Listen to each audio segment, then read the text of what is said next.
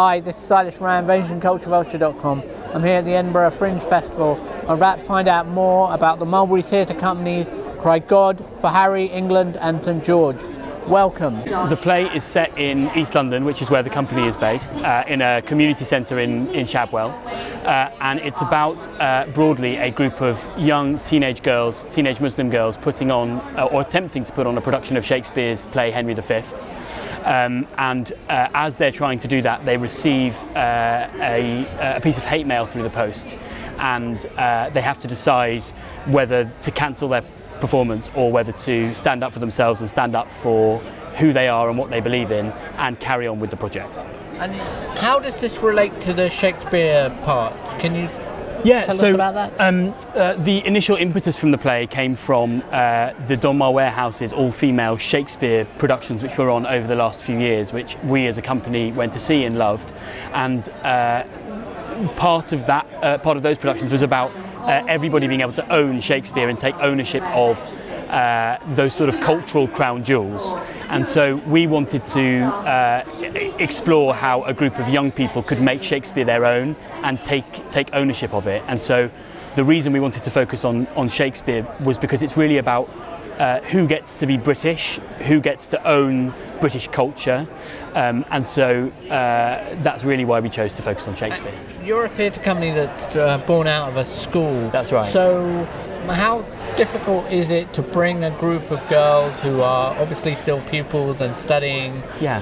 What are the challenges of that? Well, we're really lucky that the school that we're part of, Mulberry School for Girls in Shadwell, is an school incredibly supportive of the arts, and without that support, it wouldn't be possible for us to do it. For most of the girls who are coming with us, it's their first time, certainly in Scotland, and you know, this is a really long way from home. It's the longest away from home that most of them have been, certainly in terms of time, and so that presents its own challenges. We've got a lot of staff with us to make sure that all of our performers and backstage crew are really well looked after, but really it's a challenge that we wanted to embrace, and it's worth it because the experience of performing every day at the Edinburgh Fringe and also just being part of this amazing festival is really a once-in-a-lifetime experience.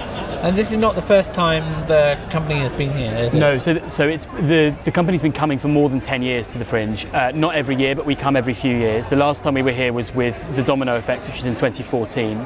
And we've previously performed a lot of plays by Finn Kennedy, who was a playwright in residence at the school for a long time. So this is the first time that we've brought a play which isn't with Finn, purely because he's now doing brilliant things as the artistic director of Tamasha. What are the challenges for you as the director of these the pupils? How experienced are they in terms of acting? It's a huge range. So some of them have studied drama and theatre either at GCSE or younger. Some of them have very little experience of performing at all, and so the range of experience has been big. And also performing outside of school is really a new experience for a lot of them. Having said that, they've all risen to the challenge absolutely magnificently, and we've been really fortunate to have a cast of 8 really strong performers. We've been working together since February, so it's not been a short process, and it's really helped that we have made the play together, so they feel a real sense of ownership over it. So they're not just acting somebody else's words, the characters they've developed themselves, so that makes a huge difference. So we're talking just in the wake of Boris Johnson's comments. Yes. How is it for you as a director of a theatre company which is almost at it's a very emotive subject? Yeah.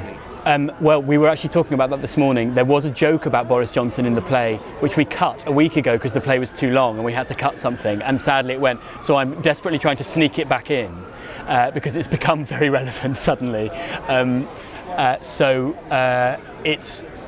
It's interesting that we have to resist the temptation to try and wink at the audience and go and read the papers right now, because it is extraordinary. It seems extraordinarily relevant, but it's the reason we wanted to make the play, is because it's something that attitudes to Islam and the experiences that the young women in our school have on a really regular basis are something that I don't think people in the UK more generally are necessarily aware of, and so it's something that we really wanted to share with the wider world. What's the future after Edinburgh for this play? Good question. So we're doing a one-night performance in the West End at the Duke of York's Theatre in London on the 3rd of September, which we're really excited about, which will be a really fantastic experience to perform in a prestigious venue. And then who knows? Today, Edinburgh, tomorrow, the world. Has the company performed in the West End before? Not as far as I'm aware. So yeah, that'll be an exciting experience, and we've got lots of seats to fill. So I think that'll be a fantastic achievement for a school to have a production at the West End. Yeah, we're very excited about it, certainly. Yeah. It was great talking to you. Thank you so much. Thank you. An absolute pleasure. The play is about us Mulberry girls using Shakespeare to tackle Islamophobia and questioning leadership nowadays. What do you think? What does the play say to you as a Shakespeare, and what relevance does it have to the girls in your school? I think because of the Punish a Muslim Day letter, all the girls were affected by it. So I think in this play we're just using Shakespeare as a tool to try and raise awareness because of that, to try and show that we are British too, because Shakespeare is a really British thing. So I think what we all decided was that we'd use that in order to just showcase that we are all as one. And how is the Edinburgh Fringe experience for you? I think it's really great. We are really enjoying all the shows that have been offered for us, and it's just a great opportunity. Yeah, it's lovely meeting new people and just doing a show for a show, meeting people from different cultures. That's just really cool. And the reaction here has been fantastic. You know, you're one of the picks of many people for the Fringe this year. That must be really exciting for you. Yeah, we're happy for the opportunity that has been offered, and we really appreciate all the audience that we have and all the support that they gave us even through the Royal Mile or in the actual show. What do you think it means for girls like yourselves to be in a festival like this? I think it's just an amazing thing that we could just be a part of, because we haven't really been a part of festivals such as this, because it's an international thing, and I think just being a part of this just gives us new experiences, and it just makes us feel amazing because we're a part of this small thing that means the world to other people. And this is your first play. Have you been in a play before? We've been in a couple plays in school that we just showcased just to staff and other students and parents of students, so nothing as big as this. So it's really a big step. Yeah. And are you used to it now? You've been a few days into it. Yeah, I think we're used to it because we have performed 5 times now, and so we're really getting all that confidence. It's increasing each day. And what do you hope? Are you both interested in drama and going on and doing more like this? I think I'm interested in keeping it as a passion and hobby where I could just use it as an outlet and just enjoy myself rather than learning about it, like the technical stuff about it. So Boris Johnson made some comments yesterday.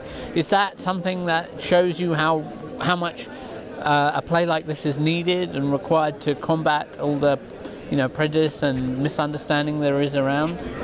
Yeah, because I think just doing a play like this, just because people aren't used to seeing plays like this done by girls from an ethnic background group, especially in hijabs who are Muslims, I think that's what alone is shocking. And because we're sending such a powerful message, I think that's enough to just show them that the whole prejudice against us isn't going to be accepted, and that there's more to us than what they think.